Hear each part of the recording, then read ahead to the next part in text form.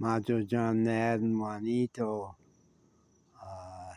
in the courtyard of the Fletcher Rehabilitation Center in Fletcher, New York, where I've spent a very quiet Saturday. It's pretty out here. Sun's starting to go down.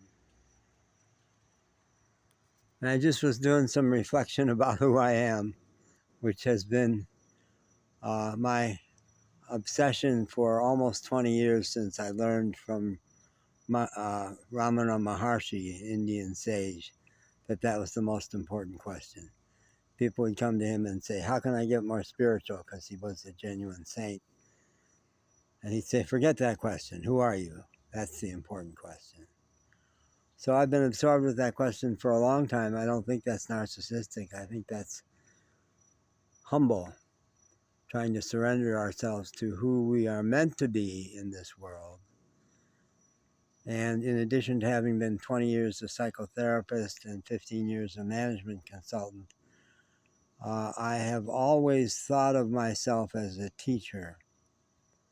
And if there's one core thing I've been trying to teach for my whole life, it's to help people appreciate and realize how good and wonderful and holy they are.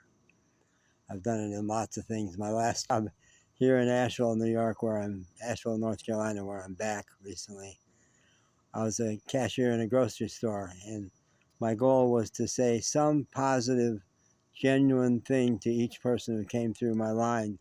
And in 30 to 60 seconds, it wasn't always deep, but I went for it. I went for it, and I was famous for it. People would get in my line to hear something good about themselves. So part of my quest has been to find the media to do that. On TikTok, I had almost 1,000 followers, but it was limited in age. That people of older ages mostly didn't use it. So I switched over to YouTube, and it's been slow building there, slow building. And I thought, well, I need a Wikipedia page to get somebody else to write that. And off of a Wikipedia page, then you could score maybe a Google article, a Google listing about you.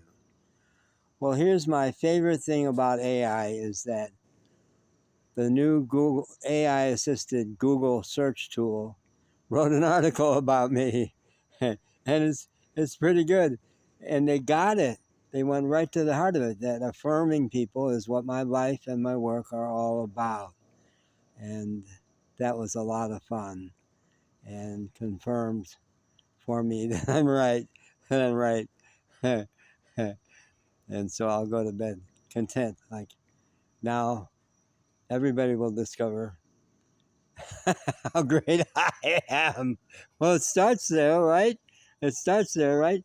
I was asking a woman, occupational therapist here the other day, where she got her tremendous resilience. She was describing a story where at the very end of her counseling master's degree, the head of the program took her aside and said, would you consider other work? Because you're really not cut out for this.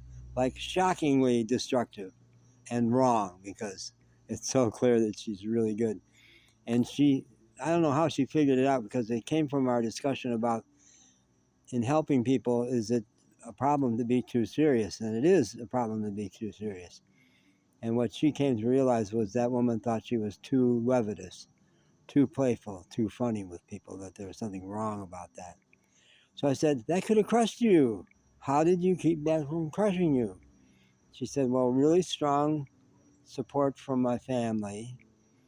But at one point, even my father, who's kind of religious, said, I'm not sure it's Christian for you. You're not sounding humble enough. And her response was, God made me this way. And that's a perfect answer. If we really claim that we are wonderful, lovable,